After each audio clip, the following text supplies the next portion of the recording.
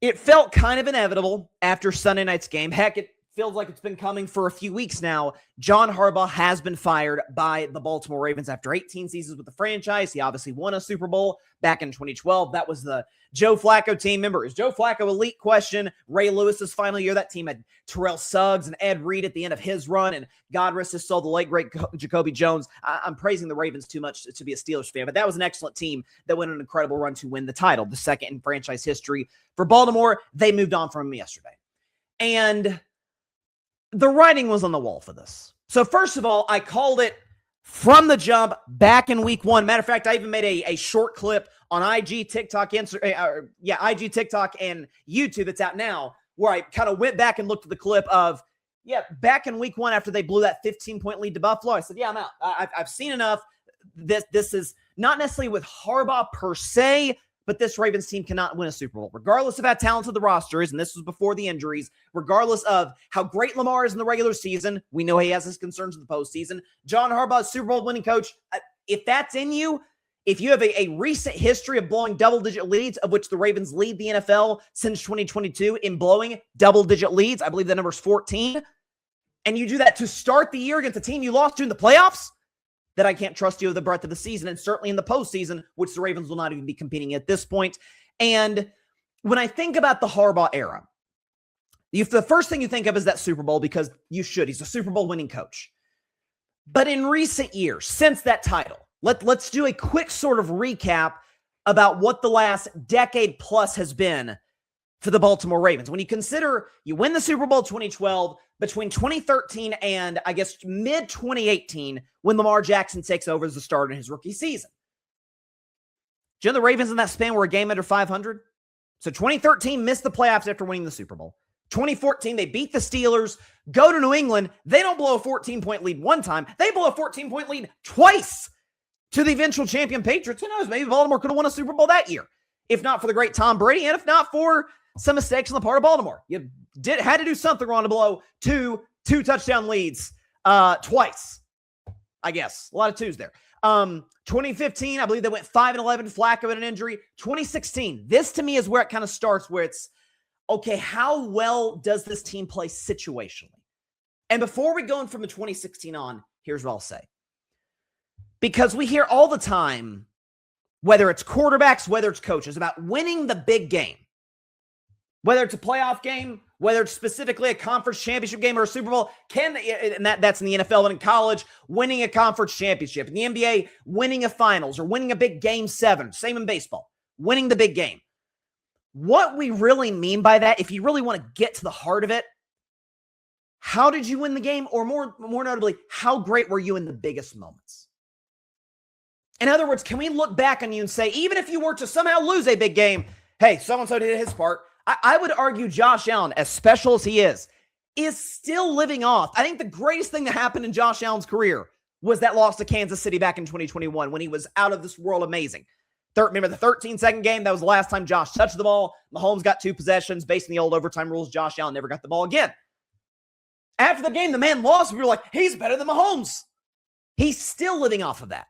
And Josh has been great in other situations since. For the Baltimore Ravens, that's why I bring that up. For the Baltimore Ravens, 2016, it's Christmas Day. On the road in Pittsburgh, they needed, if I remember the situation correctly, they needed to beat the Steelers. And as far as I remember, they needed to win Week 17, and they would have taken the AFC North. Big Ben throws a slant to Antonio Brown down inside the 5-yard line. Steelers are out of timeouts. AB's going to get stopped short. Last second, stretches the ball over the goal line. Touchdown. Steelers win the division inside of 10 seconds left against Baltimore. 2017, even worse than this. So the Ravens aren't going to win the division. If the Steelers won the division in 2017, they were the 2 seed that year. Ravens have a home game against the Andy Dalton, Marvin Lewis Bengals, notorious for underachieving. All they have to do is on 4th down and 12 from midfield, get 1 stop. And Andy Dalton to Tyler Boyd happens, and that's how the Buffalo Bills got in the playoffs for the first time in 18 years. Ravens go home because they couldn't get a stop at home on 4th down and 12 to Andy Dalton. Not to Big Ben, not to Brady or one of these other great AFC quarterbacks. Andy Dalton, God bless him, but not special. 2017, before Lamar Jackson takes over. the Ravens were 4-5. Like, it was kind of coming down the tracks where it's, dang, is Harbaugh going to keep his job? Like, he was not on as hot of a seat then as he was at points this year before he ended up losing his job, yesterday. But the signs were, the writing was on the wall. Missed playoffs, blown playoff leads in 2014, missed playoffs. And then he might miss in the playoffs again. Lamar Jackson takes over. You get hot down the stretch, win the division. Lose the playoff game, that's fine. 2019, number 1 seed, 14-2, and you get absolutely boat raced by the Tennessee Titans, the 6 seed, 9-win Titans in round 1. And listen, I'm not saying any of the following to take blame for Lamar Jackson. None of this. I've been hard on Lamar Jackson's playoff resume, but some of this has to fall on the coach as well for how slow those Ravens teams have started in playoff games. 2020.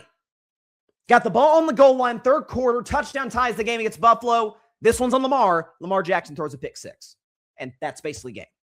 2021, missed the playoffs. 2022, you got the ball on the goal line. You're going to take the lead over Cincinnati in the second half. Tyler Huntley fumbles. Sam Hubbard goes 100 yards, and that's basically game there. 2023, you're the 1 seed. The prohibitive favorite. You're crushing all the great teams in the regular season. I remember talking about that on the show. They're mauling these legit playoff teams. And you score 10 points at home against the Kansas City Chiefs as a favorite to win the game. Last year, start slow again in the playoffs against Buffalo. And of course, Mark Andrews drops the 2-point conversion that would have tied it. And then this year, the Tyler Luke missed kick. And throughout the season, other situational blunders. The blown 10-point lead to New England, the blown 15-point lead to Buffalo. At what point does that fall on the head coach? And at what point does it fall on the head coach? When reports are coming out, and I had alluded to this, not as much as others, but I'd said,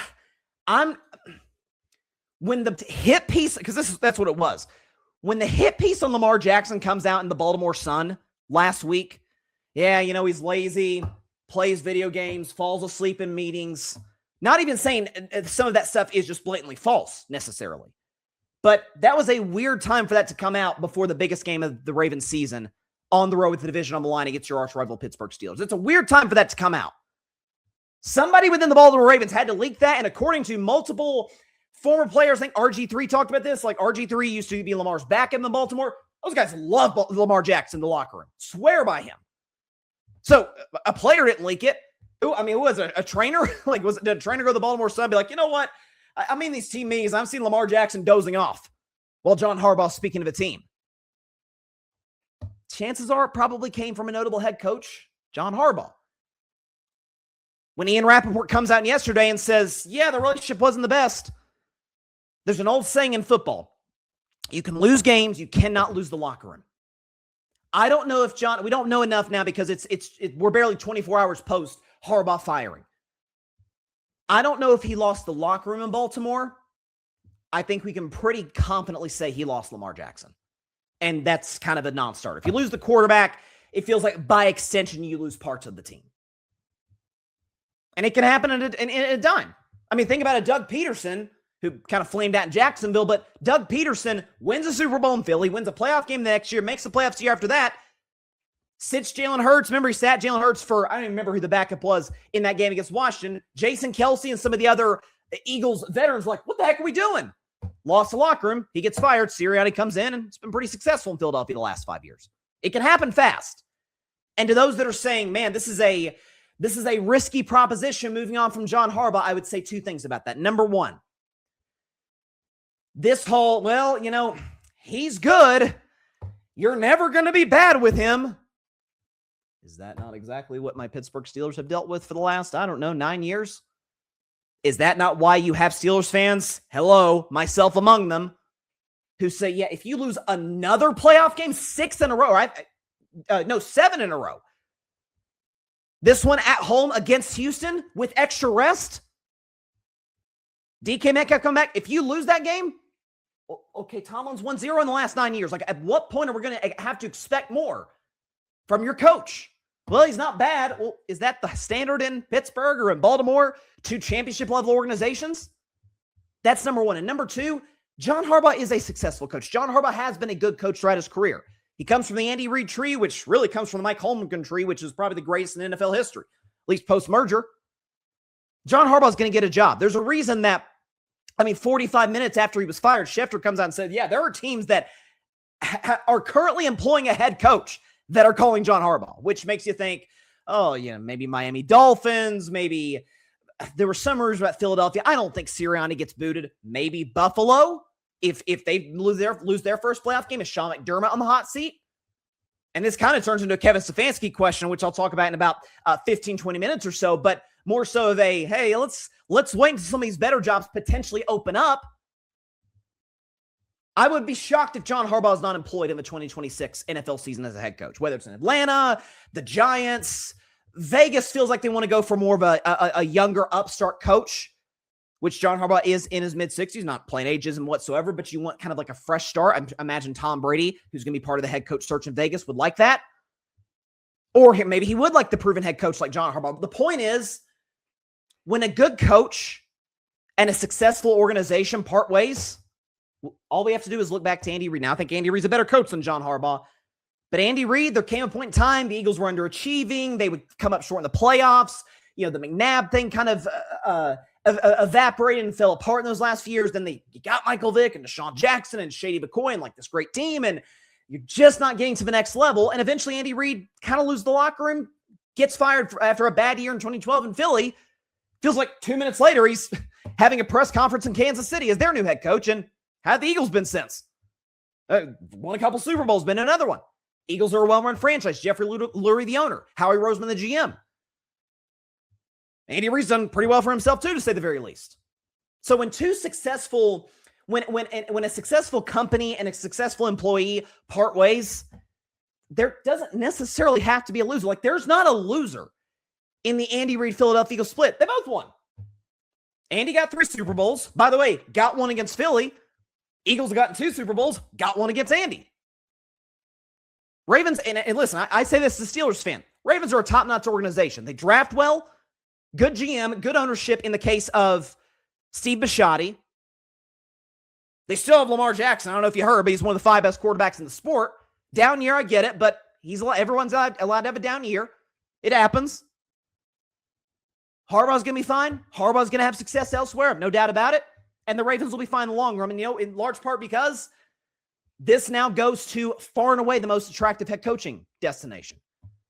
Vegas is just because you've got the first pick, new quarterback, Brady's part of the front office now. Like, there's the allure of that, like building something from the ground up. But there's also, it's very similar to Green Bay when they moved on from Mike McCarthy after 2018, where it's 2019. We're not sure how we feel about the Packers as it relates to Super Bowl contention, but you got Aaron Rodgers in his prime. Like, it's not a terrible job. You got Lamar Jackson in his prime. So I think it was all said and done. Harbaugh will be fine. The Ravens will be fine. But it was time to part ways. Again, that's frankly how I feel about Tomlin and my Steelers. That if the Steelers lose on Monday Night Football and the reports say Tomlin could walk away, please do. Both Tomlin and the Steelers need a fresh start. Both Harbaugh and the Ravens needed a fresh start. So, given the fact that you've got 7 head coach openings, I guess technically 6, because the Ravens are going to hire Harbaugh back, and you could potentially have more, depending on what happens this weekend in the AFC in particular.